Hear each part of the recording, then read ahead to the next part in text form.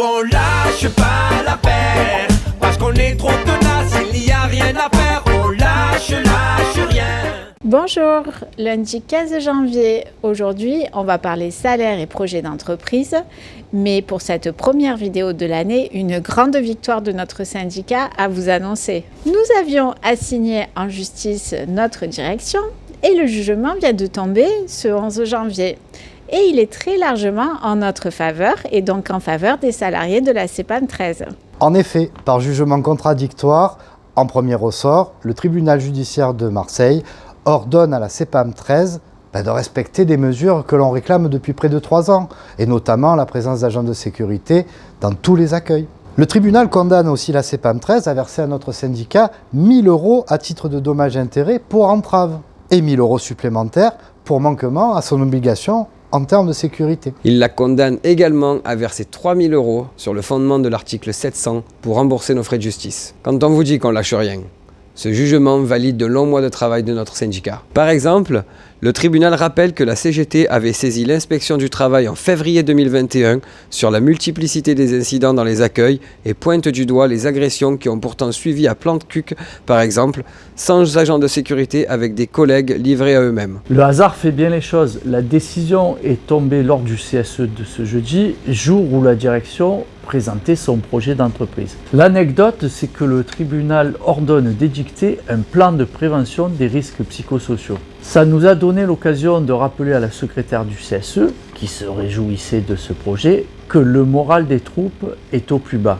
Oui, comme on l'a dit à notre secrétaire du CSE et à la direction, il y a eu une augmentation des arrêts de travail maladie de 100% entre 2019 et 2022 et dans le même temps une explosion des démissions aussi bien chez les cadres que chez les employés. Dans ce contexte, n'est-il pas précipité, voire dangereux, de vouloir construire un projet d'entreprise sur des bases aussi fragiles ? On a rappelé à l'ensemble des élus qu'on n'est bien sûr pas motivé par l'argent. La CGT est devenue majoritaire chez les employés il y a un petit peu plus d'1 an, mais nous ne sommes pas encore gestionnaires du CSE. La justice a donc indiqué que c'est aux élus gestionnaires et donc à la secrétaire du CSE de faire cesser l'entrave et de faire respecter les instances représentatives du personnel, et donc de faire respecter le personnel. Oui, on a aussi vivement conseillé à notre directeur Gérard Bertuccelli de ne pas faire appel de la décision. Premièrement parce que ce n'est pas son argent qu'il perd en justice, mais le nôtre, et deuxièmement parce qu'il serait complètement ridicule.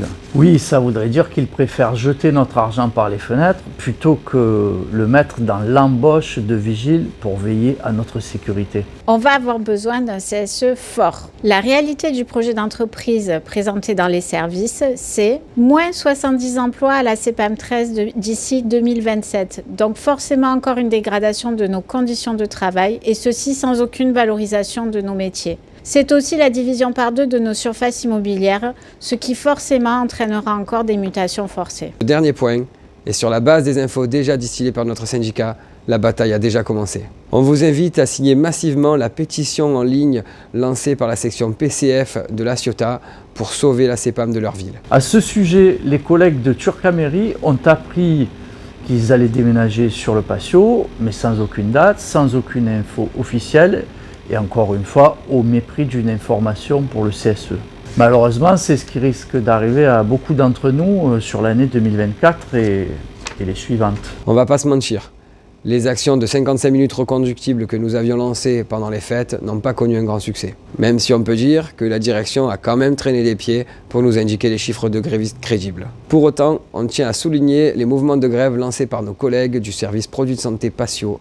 Bravo à eux. On va revenir vers vous sur site pour continuer à élaborer à vos côtés nos revendications et une stratégie de lutte efficace pour les faire aboutir. À l'image de cette belle dynamique avec notre victoire devant le tribunal, on a enregistré en 2023 un record d'adhésion et dès janvier, on sent qu'on est bien parti pour le battre en 2024. Rejoignez-nous dans la lutte, la solution c'est le tous ensemble. Continuez à nous suivre, on lâche rien.